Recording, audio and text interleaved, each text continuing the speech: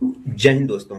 आखिर कैसे शिया और सुन्नी जो हमेशा से एक साथ रहने वाले थे, वह अचानक आपस में दो समुदायों में बट गए।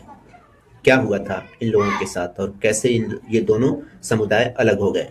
वैसे ये कहानी बहुत ही रोचक है, बहुत ही कंट्रोवर्शियल है। इस पे बात करना और हिस्ट्री के हिसाब से इसको एनालिसिस करना बहुत ही कठिन है, लेकिन तब भी इस समय बहुत ज़रूरत है इसके बारे में भी जानना।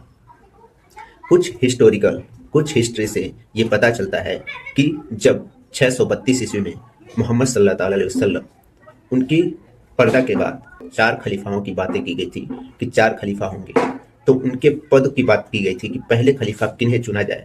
तो उससे पहले थोड़ा सा हम जानते हैं, जब वो बीमार हालत में थे, हमारे पैगंबर बीमार हालत में थे, उस समय एक समय मोहम्मद सल्लल्लाहु अलैहि वसल्लम ने अपने हाथ पे हजरत अली का हाथ रख के बोले थे कि ये मेरे मौला हैं। मौला का वैसे शाब्दिक अर्थ बहुत ज़्यादा होता है, कई अर्थ होते हैं इसके।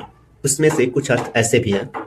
एक अर्थ ये भी होता है कि रहनुमा यानी लीडर, लीडर भी होता है इसका अर्थ। मौला का अर्थ लीडर भी होता है, रहनुमा भी होता है। और एक अर्थ ये भी होता है, दोस्त का भी अर्थ होता है।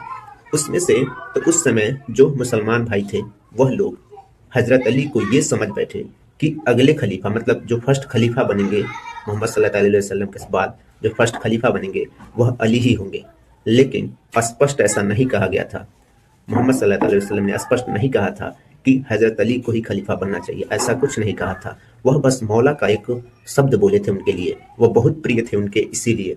लेकिन उस समय के जो मुसलमान थे उसमें से बहुत लोगों ने अपने मन में ही ऐसा सोच लिया कि फर्स्ट खलीफा जो है वह अली को ही बनना चाहिए। लेकिन जब समय आया तो अबू बकर सिद्दीक खलीफा बने, और खलीफा जब बने अबू बकर सिद्दीक, तो उनके बीच में हजरत अली और अबू बकर सिद्दीक के बीच में कोई भी इख्तलाफात नहीं थी, कोई भी रंजिशें नहीं थी, कोई भी दुश्मनी नहीं। वह एक्सेप्ट किए उनका खलीफा बनना, अबू बकर सिद्दीक का खलीफा बनना हजरत अली एक्सेप्ट किए।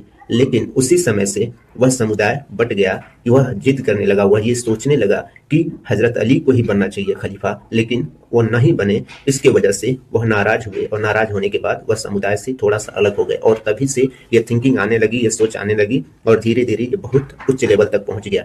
ठीक है, तो ऐसे हुआ दो समुदायों का बंटवारा। शिया और सुन्नी दोनों उसी समय से बने, शिया और सुन्नी का उदय उसी समय हुआ।